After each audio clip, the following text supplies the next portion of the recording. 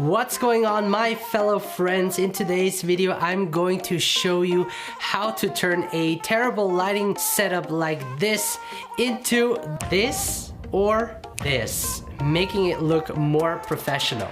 Wait, what's happening? Where did the lights go?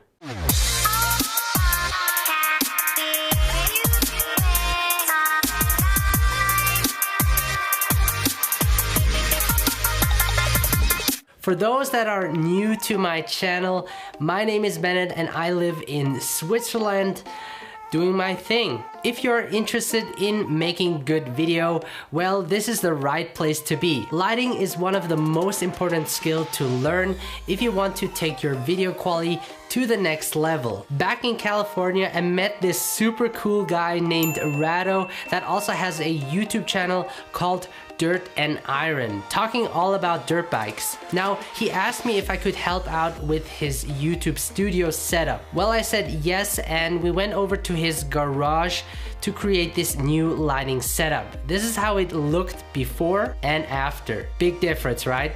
Now, it wasn't actually that hard to create that look or that setup. He didn't use expensive light to get that look. It was a simple softbox he used. As for the camera, he uses a Canon 80D with a zoom kit lens. Anyway, it's all about how you light your environment correctly using the different techniques that I will show you in this video. By the way, I will leave a low budget camera recommendation for beginner filmmakers, including lights, in the video description below. That will give you a good start if you plan on creating videos. Now, I personally like to work with natural sunlight, especially coming through the window. But on some occasions, it can be a pain in the ass, like on cloudy days when the light constantly changes or it's dark outside.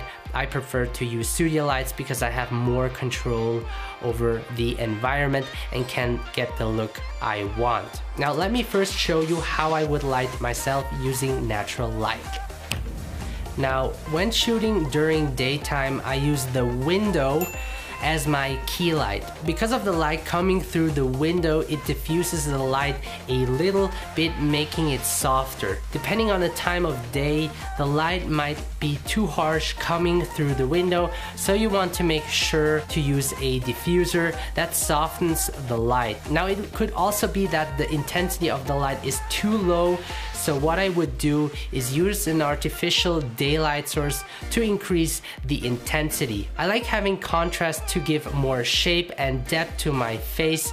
So what I do is I use a negative fill, which is the black structure you see, taking away the light, increasing the shadows. Now, that is a 5-in-1 reflector by Neewer, and there are a lot of ways to use this to control the light. If I wanted to, I could also fill in the light on the shadow side by bouncing the light back, reducing the shadows.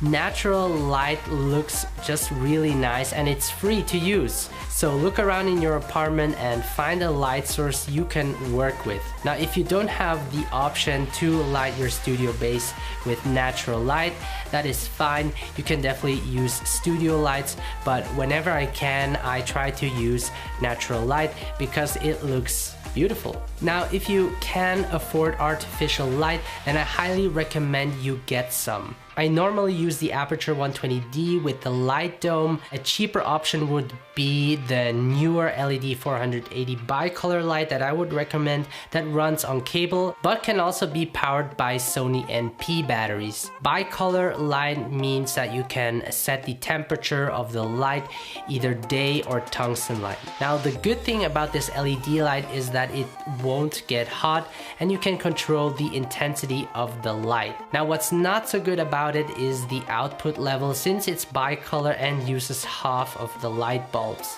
Now, for controlled setups or studio setups, that would just work fine.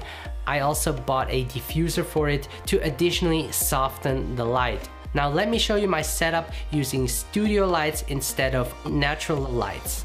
Now when I don't want to use the natural light, I make sure to close the window blinds so that it is pitch black inside. I then turn on my key light, making sure to set it to daylight temperature, which is 5500 Kelvin, because my camera's white balance is manually set that way. And I place it around a 45-degree angle towards my face. I keep the light close to my face to get a softer lighting. Remember that the bigger the source of light is, the softer light gets. The softbox helps the light, spreading it all over the surface, and if you put it even closer to your face, it will get even softer. Now I use the monitor in the background that acts a little bit as a backlight, but also function as a practical light, making the background look more interesting and giving it depth. For practical lights, I also use these fairy lights over there. I actually forgot to turn them on. And of course, also these LED stripes with the smart bulb that is connected to Alexa. Now I can change the desired color and always have a different background if I wanted to, but I usually leave it that way. It creates a nice ambient to my video, and this is my usual setup, a key light and practical lights in the background. Now you can also use a basic 3-point lighting setup where besides having a key light, you would additionally include a fill light and a backlight, making yourself stand out more. Let me show you how it would look like. So there is a backlight up here and a fill light to this side, and helps fill the shadows, giving my face less contrast and making it look less moody as well. Now the backlight up here creates a rim around me, which helps separate me from the background. Now let me show you how it would look when I turn each light on separately. So this is just with the key light on, this with the fill light, now this with the key light, fill light, and backlight. Alexa, turn on studio. Okay.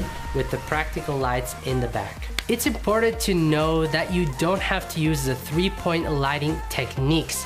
It's up to you to use the light in creative ways. It's good to start with one light and work your way from there. I would highly recommend focusing on one light and investing in a good one. You don't want to use cheap lights because they usually don't output accurate colors. So that is it, guys. Hope you got something out of this, and if you did, please leave a like and let me know in the comment section below what you think of this video. If you want to support this channel, please do so by subscribing to it, so that I can create more useful and informative content for you guys. Take care and see you in the next video.